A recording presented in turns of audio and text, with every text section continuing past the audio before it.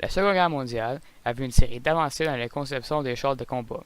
L'Allemagne, par exemple, était spécialisée au début dans les chars légèrement blindés et armés, tels que le Panzer I, initialement prévu pour la formation des équipages, la reconnaissance et le soutien de l'infanterie. Ces chars rapides et d'autres véhicules blindés furent des éléments importants de la guerre éclair.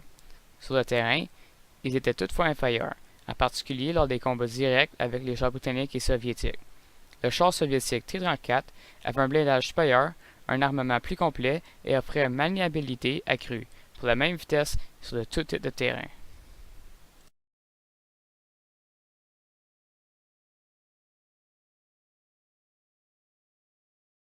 De 1939 à 1945, l'aviation royale du Canada enrôla 230 000 hommes et 17 000 femmes et organisa 86 escadrons, dont 47 outre-mer.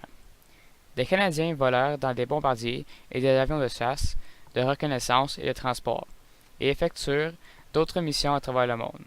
Des dizaines de milliers d'aviateurs canadiens servirent aussi dans le Royal Air Force britannique et des avions de chasse canadiens participèrent à la légendaire bataille d'Angleterre en 1940.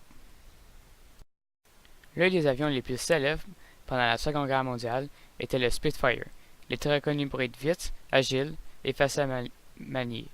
Il y avait aussi le P-51 Mustang, qui était un des avions les plus reconnus.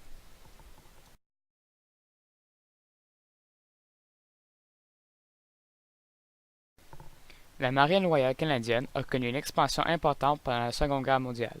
Au début de cette guerre, la Marine royale canadienne était une force modeste composée de 3500 officiers et militaires du rang et de 6 navires océaniques. Elle est toutefois devenue une force de combat apte et importante. Cette croissance était nécessaire, car on a immédiatement demandé à la Marine canadienne d'apporter son aide. En effet, les efforts de guerre du Canada lors des 2 premières années de conflit étaient partiellement déployés par les marines, car les U-boats allemands ont tenté de nouveau de bloquer le ravitaillement des forces alliées en attaquant les navires marchands alliés. Les marines alliées devaient trouver un moyen de protéger les navires marchands traversant l'océan Atlantique afin que le ravitaillement puisse atteindre l'Europe.